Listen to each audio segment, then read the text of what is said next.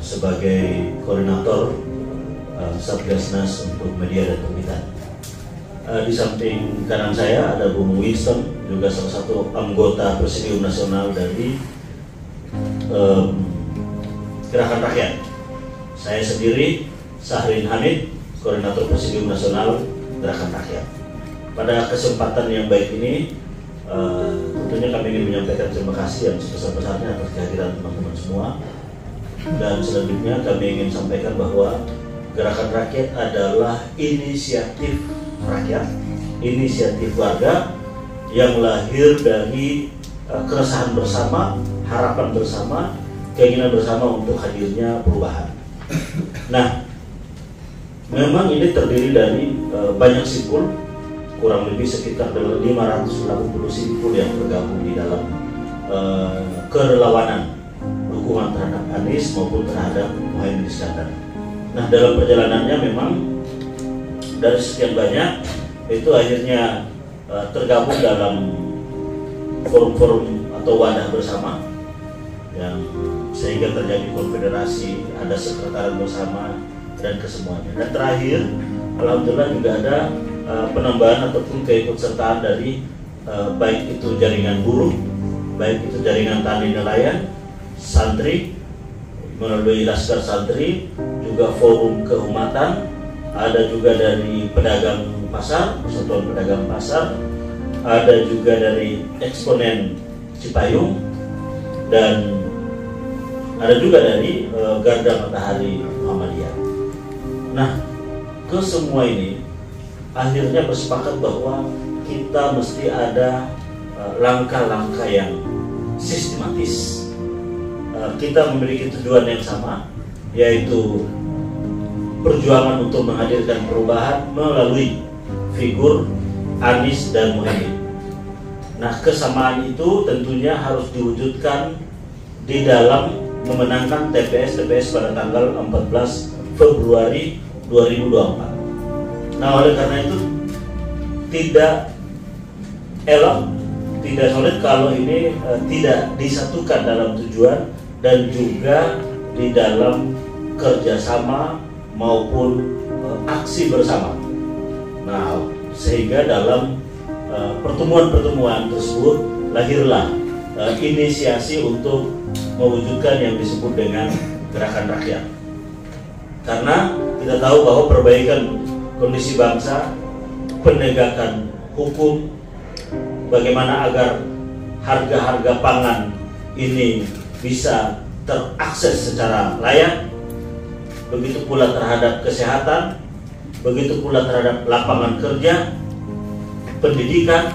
Nah, ini tentunya adalah kepentingan rakyat. Ini semua adalah keinginan rakyat. Maka gerakan untuk mencapai ke sana itu tentunya adalah juga menjadi bagian dari gerakan rakyat. Nah, oleh karenanya seluruh para pimpinan-pimpinan gerakan ini menyepakati untuk mari kita bangun satu payung bersama, sehingga nanti langkah-langkahnya itu adalah menjadi langkah bersama dengan hanya satu tujuan, yaitu memenangkan TPS di 14 Februari. Nah, maka lahirlah Gerakan Rakyat untuk Perubahan yang di-launching perdana di Metro TV pada tanggal 1 November 2023. Terus lanjut pada tanggal 4 dan 5 di Bogor, lanjut lagi pada tanggal 9 di pertemuan di Senayan, dan akhirnya kita melakukan konsolidasi di 88 titik se-Indonesia. Dan kemarin kita sudah meresmikan Sekretariat Nasional Gerakan Rakyat, sehingga ini menjadi bola salju yang terus bergelinding. Insya Allah dalam 2-3 hari ke depan kita sudah turun di Pulau Jawa, membangun posko-posko rakyat di tingkat TPS, di teritori TPS. Nah, ini direncanakan pada tanggal 2 hari ke depan, sekitar 5 sampai dengan 10 hari, semua akan turun di wilayah Banten DKI, wilayah Jawa Barat, wilayah DIY Jogja, dan juga di wilayah Jawa Timur. Ini semua dalam rangka untuk mengkonsolidasi kekuatan rakyat dengan keadaan rakyat.